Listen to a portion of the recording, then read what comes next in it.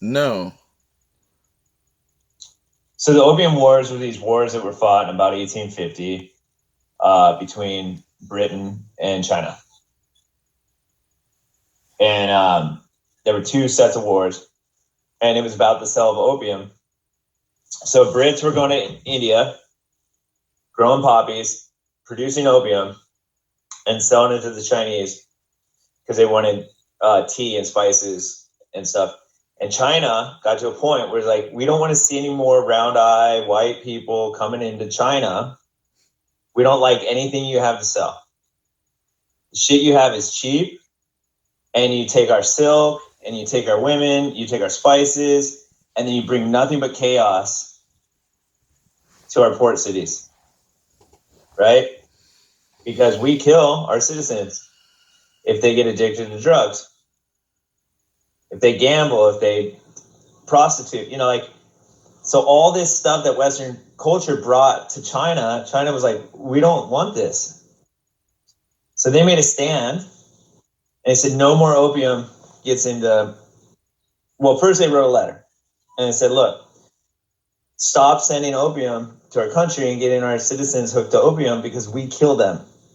If we find drug addicts, we annihilate them. We have to kill them by like hanging them, shooting them, like however the fuck they killed them. And they were like, it's uncool. They're like, it's illegal in your country. It's a poison. And you come and poison our people because you want our shit. And we're like, we don't want anything else. And so you brought drugs to our world, right? So the guy goes out, goes into the harbor, stops the boat. It's like, yo, you can't come in the Hong Kong harbor. You can't, Hong Kong's an island. Mm-hmm. And they took the opium and they threw it off the boat like we did it in the Tea Party, right? We fucking took the tea, we threw it off the boat. We said, fuck you. No taxation without representation. We had the Boston Tea Party, right? Mm-hmm. And I now drink coffee because I'm a Yank. Now, not so lucky for China, right? The guy whose opium got thrown into the harbor, he went back to the British king and queen and said, they owe us for all this opium that they dumped in the harbor. So they went and kicked China's ass twice. And that's how they took Hong Kong for 99 years. And that's how they took Shanghai for 70 years. Because they had peace treaties. And that's why the British got their foot in China. Because they were imperialists. Right? America has also become the imperialists of the Americas. Right? That's why our military is all around the world. Right? Britain, that's why we work with Britain. We work with France. Right?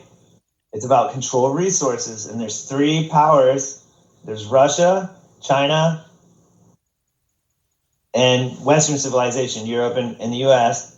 But there's also India, the Middle East, Africa, right? So, but just knowing about the Opium Wars. So at the Hong Kong Museum with this British kid, first time he ever learned about the Opium Wars. I had just learned about the Opium Wars at university at like age 28, right? I see his wheels turning like, oh, fuck. It's like when I went to Peru and Bolivia and I found out what we did in the 80s because of cocaine. Mm-hmm. What we did to the people right? Yeah. And, but then we're heroes. In World War II, Japan goes and conquers Hong Kong and China, and they are brutal. Like, you think the shit that the Nazis did, like the shit that the Japanese did, were even fucking way crazier.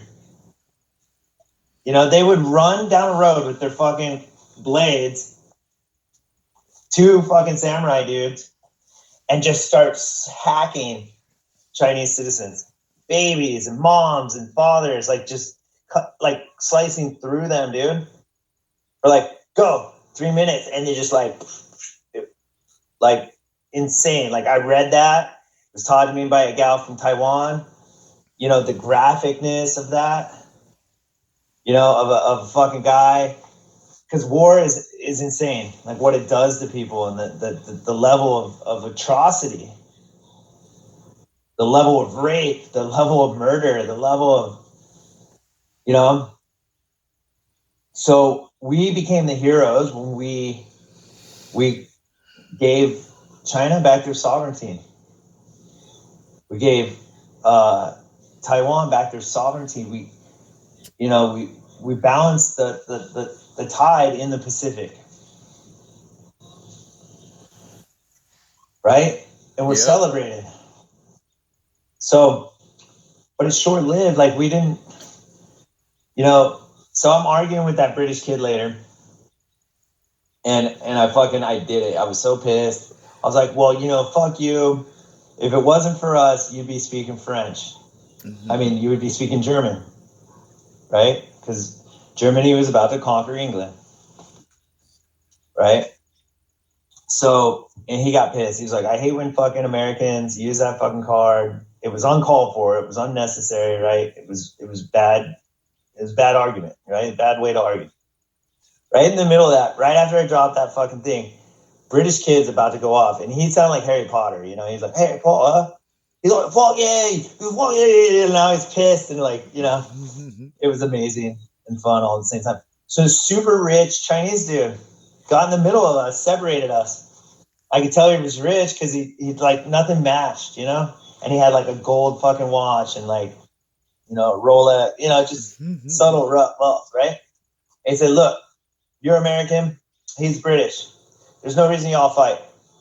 1960s, his parents came over from Britain. Your parents came over from America. You guys want to do business with us? You wanted to create Walmart, fucking Sam's Club? He goes, we were like, I don't know. We got together. We said, fuck it.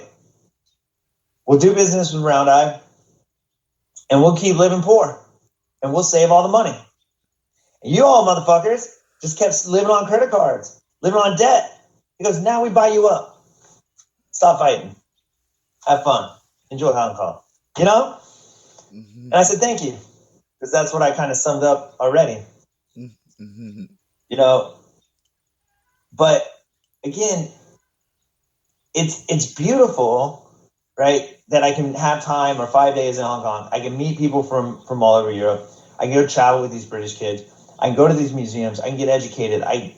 Hello, some people don't like me. Some people like me. You know, like, but no one knows who you are or what your past story is unless you tell them, right? You don't have to say like, hey, I was a soldier.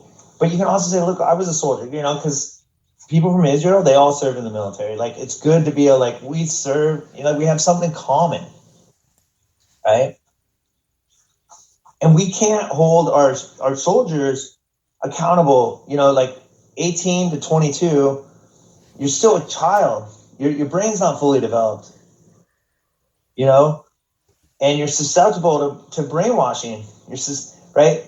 It only takes 5 years for a mass movement to take into effect.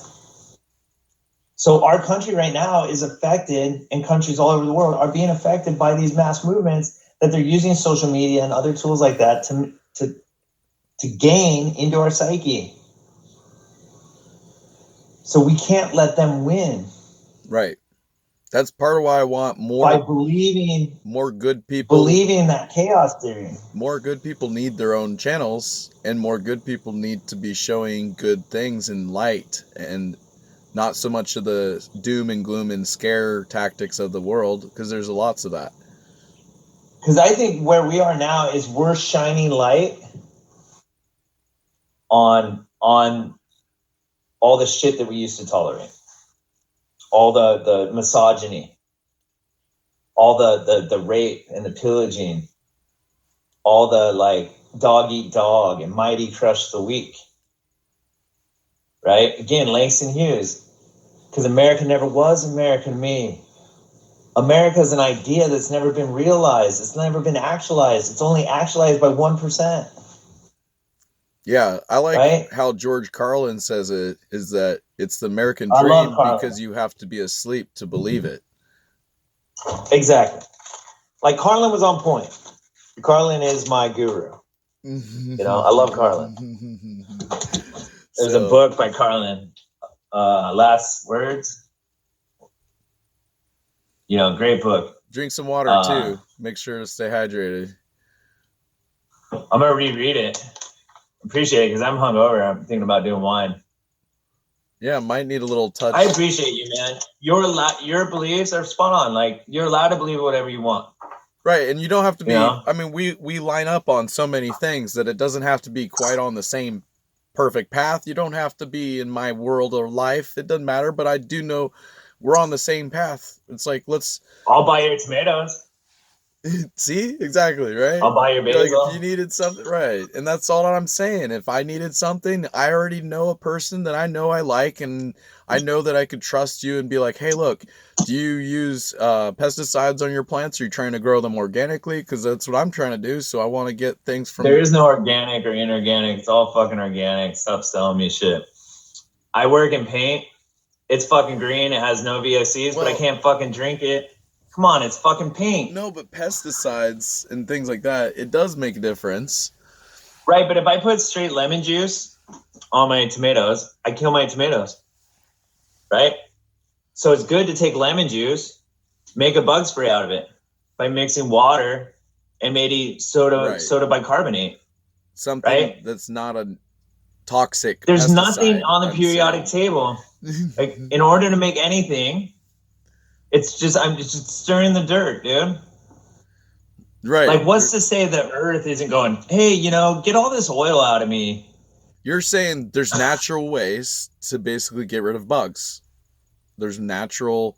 I'm also saying that organic doesn't mean safe, and an inorganic apple doesn't give me any more nutrition than an organic apple, or vice versa. And I have this amazing filter, this amazing body that can filter out all the negative shit. Now, I prefer that we'd quit producing DDT, selling it to South America, and then we had to buy the fruit from South America. So we're giving citizens DDT, and we outlawed DDT in 1966. That kind of hypocrisy in 2023, that I'm still eating fucking fruits and vegetables with DDT, that's the kind of shit I don't appreciate. I also don't appreciate that, like, Monsanto, a big company that lobbies the government, goes and fucking makes genetically modified corn and feeds it to my cows to make my cows hella fat. And then we put a bunch of fucking... our meat is way more poison than our fruits and vegetables, people. Our water is way more fucking poison because of golf courses in this fucking world. Right? Like, if we want to talk about this shit, like, I'm all ears, right. I'm all open. The only thing we can do personally is to take charge of our own world. And that's what I'm trying to suggest is you should get land, I should get land. And so I know you're not talking. I know that you're not supporting. And it takes people to run land. That's why I want other local friends and neighbors who I also like, I can hire them.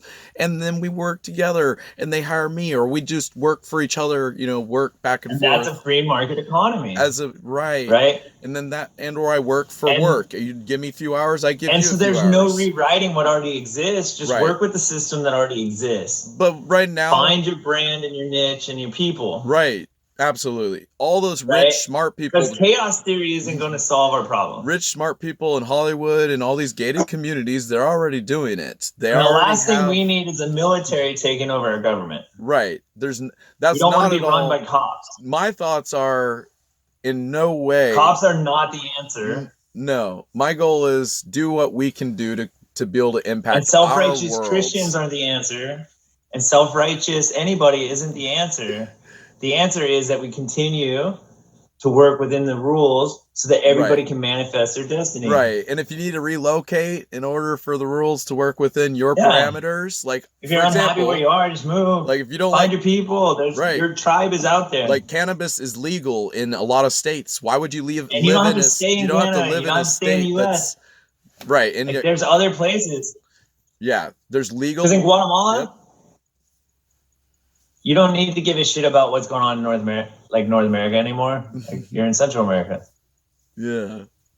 So there's a lot of expats all over the world. It's amazing when you get out of the bubble of our media, you realize like how